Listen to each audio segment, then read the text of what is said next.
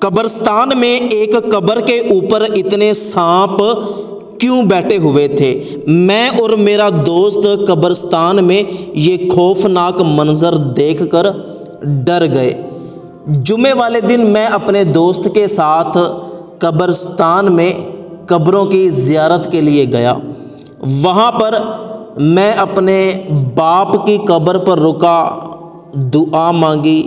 اپنی ماں کی قبر پر گیا، وہاں پر دعا مانگی، اور فکر آخرت کے لیے قبرستان میں موجود مختلف قبروں کی ہم زیارت کر رہے تھے۔ قبرستان میں قبروں کی زیارت کرتے کرتے ہم ایک ایسی قبر پر پہنچے کہ جس قبر کے اوپر بہت سارے سانپ بیٹھے ہوئے تھے۔ میں ان سانپوں کو دیکھ کر ڈر گیا، اور میرا دوست بھی جب اس کی نظر سانپوں پر پڑی تو وہ بھی ڈر گیا۔ ہمارے ہوش اڑ گئے کہ یہ کیا ہے؟ ایک قبر کے اوپر اتنے سانپ کیسے آ گئے؟ اور یہ سانپ قبر کے اوپر کیا کر رہے ہیں؟ ہم بہت زیادہ خوف زدہ ہو گئے اور خوف کے مارے وہاں سے بھاگ نکلے۔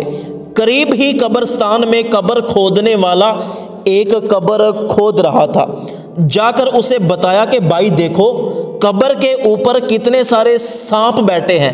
اس نے کہا کہ یہ تو بات عقل میں نہیں آتی، سانپ کہاں سے آ گئے؟ ہم نے کہا کہ جلدی سے ہمارے ساتھ آؤ۔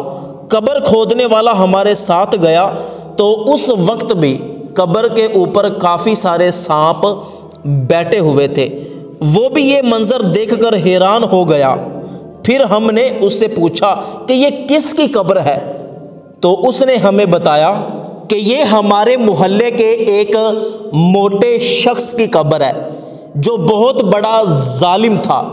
اس کا بھائی فوت ہو گیا تھا اور اس کا ایک چھوٹا یتیم بچہ اس کے پاس تھا۔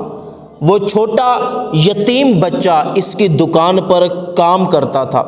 یہ اسے پڑھانے کی بجائے اس سے سارا دن کام کرواتا تھا، اور اگر اس یتیم بچے سے تھوڑی سی بھی غلطی ہو جاتی تو اسے جانوروں کی طرح مارتا تھا۔ اسی طرح اس یتیم بچے نے اس موٹے شخص سے مار کھا کھا کر اس کی مار سے تنگ آ کر خودکشی کر لی، اور تھوڑے دن بعد اس موٹے شخص کا بھی انتقال ہو گیا۔